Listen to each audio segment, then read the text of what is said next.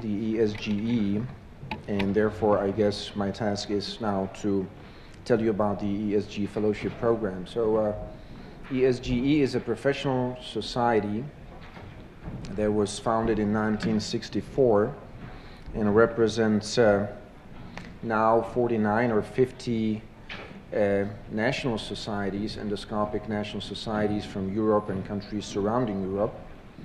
And as an individual, you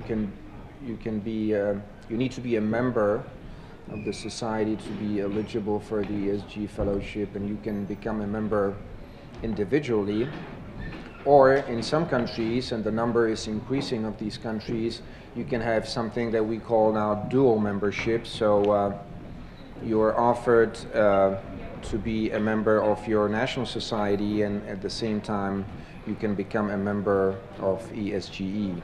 So we think at ESGE that training is important, not only to learn procedure as such, but also to learn it well and to do it with a good quality, which then eventually influences outcome of your patients. And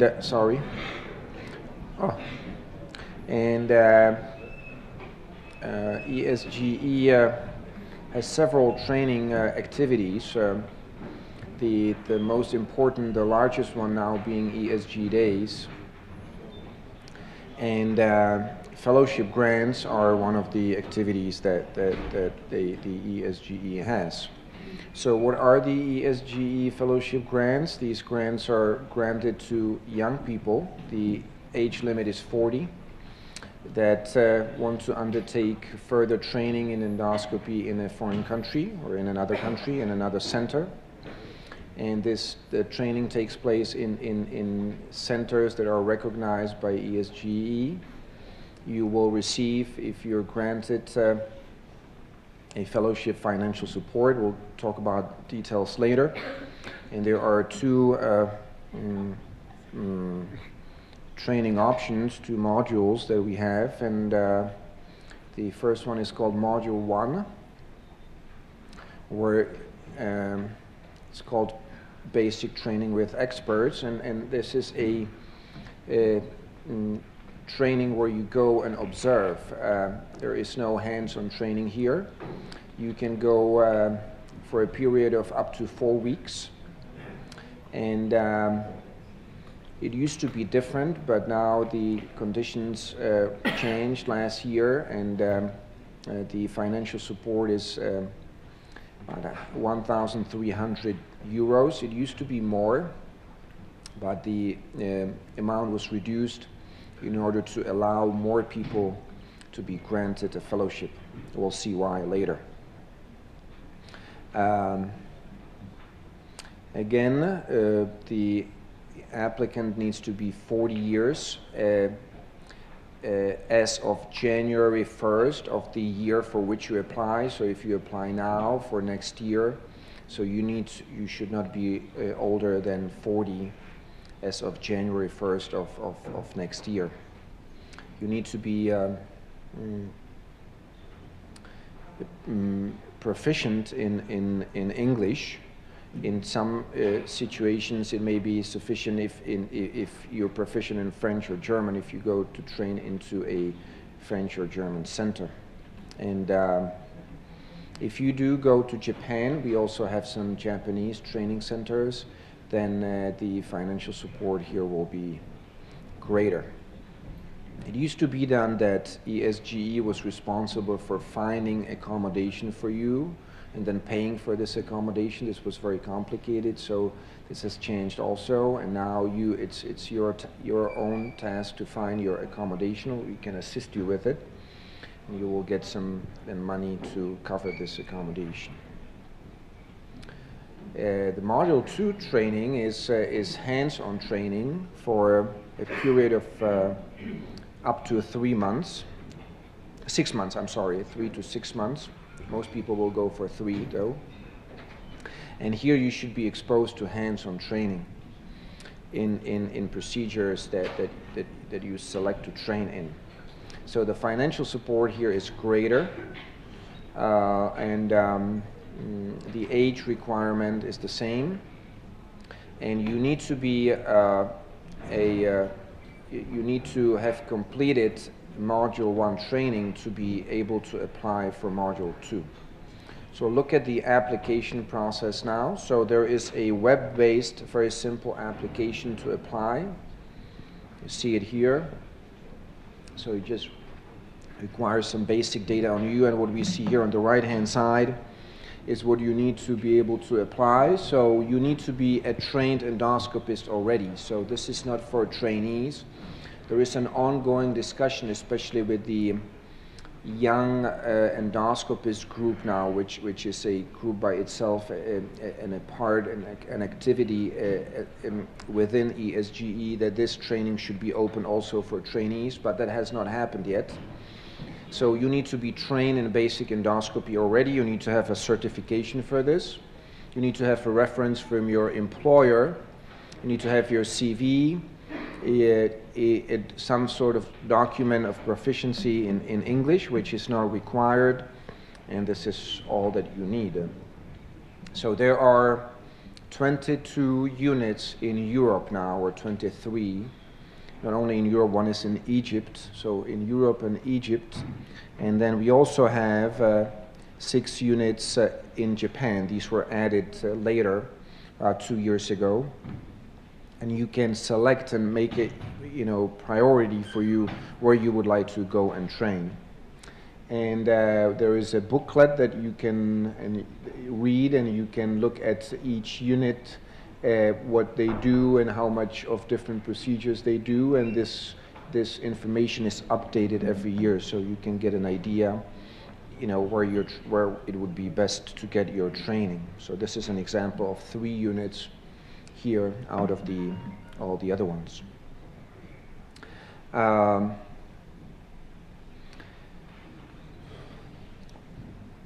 I have been, or I was responsible for the fellowship grant program for the past 6 years, and you can see the numbers here. So for Module 1, in the first row, you see the amount of applicants that we were receiving. So we started with 62, went up to 102, and this is how many we could grant. So we could grant 10 here, and this number is slightly increased. We would like to increase this number even more, but there's financial, limitations to this. And as I told you, we did this change by lowering the number of financial support, which allowed us to increase the number for this year to 19. So roughly this is only a 20% success rate for Module 1. But as you can see here for Module 2, it's actually better. So we went down with we used to have about 20 applications a year.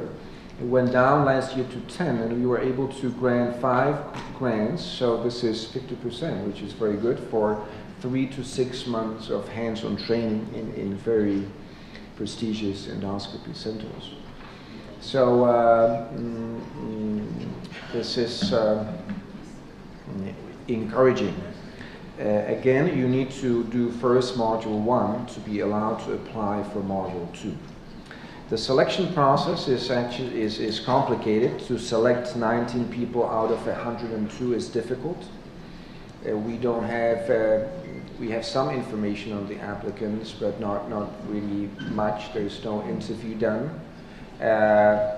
So it is difficult. We have to take into consideration many factors, including the country where the applicants come from. So I'd like to show you some internal information from last year.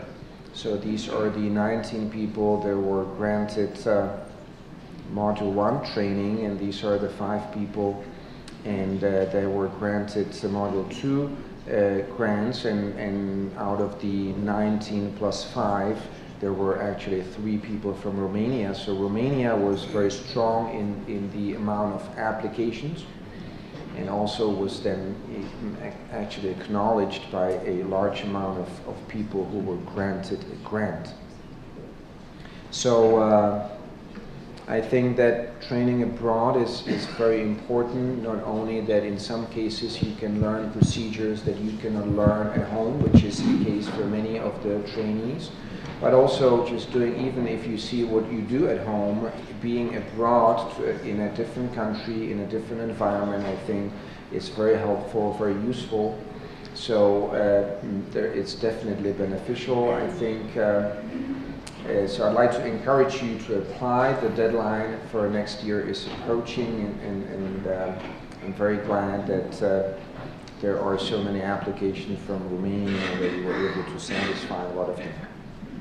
Well, this is, I guess, all from me now, and I'm happy to answer your questions. Thank you so much for this invitation. In order to be clear for all the audience, only consultants, specialists, gastroenterology, that means that not trainees in gastroenterology, because all gastroenterologists in our country have the competence of making endoscopy. And we have to apply first to the first module. We can't go to the second before having the first module. First module 4 weeks, second module 3 to 6 months. Usually 3 months. We have a fee of 1,300 euros for the first module, three-folds bigger amount of money for the 3 months. It is a bigger amount of money if you are going to Japan, because life is more expensive in Japan, and yes, travel expenses are also to be done. There are also very big differences in Europe, so there are cities that are much more expensive than others, yes. Even ESG could not really help much in finding accommodation. For example, Amsterdam, and there are cities that are very hard, yeah. Yes. Question, yes, please. Please. I'm one who benefited from both modules, and I think that we have to share our experience, because it made a whole difference in my endoscopic practice for going there and learning with experts. I applied for the first module 2 consecutive years, but for the second I applied 4 consecutive years before getting accepted. But I encourage you to apply because it's very, very good for you. Well, thank you. I think there's one important point, and that is that it often requires that you apply more than once. So you should not be discouraged. It happens to most people that they get rejected, especially for module 1. 80% of the people will get rejected. And it is taken into consideration in the selection process. So once you apply for the second or third time, your chances of getting a fellowship is greater. So if it's happened to any of you that you were rejected, it's not really, you should not be discouraged. Often it is not a matter of quality. That's another thing that I would like to tell you. So for example, last year from some countries, Romania is a good example, we get a lot of applications. So if you get out of the 100, 10 from Romania, you cannot send, and you have 19 slots, you cannot send all 10 people from Romania, even if they were better than the people from other countries. So there is some sort of geographical distribution in the selection process. So it may be, if you come from a stronger country, and Eastern European countries in general are stronger countries in terms of applications, because we get fewer applications from Western countries. Obviously, these people, for them it's easier to get training in the West. So we get most applications from Eastern countries, and now also from countries overseas. So coming from Romania, actually, for example, is in a way difficult, because we get a lot of applications and not all of them can go, not all the grants can go to Romania. And so thank you for your comment. I myself was also, before I became active in ESG, so I was also a grantee. I went to India, to Hyderabad. This is one of the overseas training centers, and it was really a lifetime experience, in a good, also in a bad way, but that's also important in training. So this, I had the same experience, and it is really I really benefited a lot from the stay, and I still, now being, this was many years ago, so after many years now of being a grantee, I still benefit from it, not only from what I learned there, but from also the contacts that I made there, and that I'm still in touch with many of these people there, and we collaborate, and it has really made a difference. Well, thank you so much.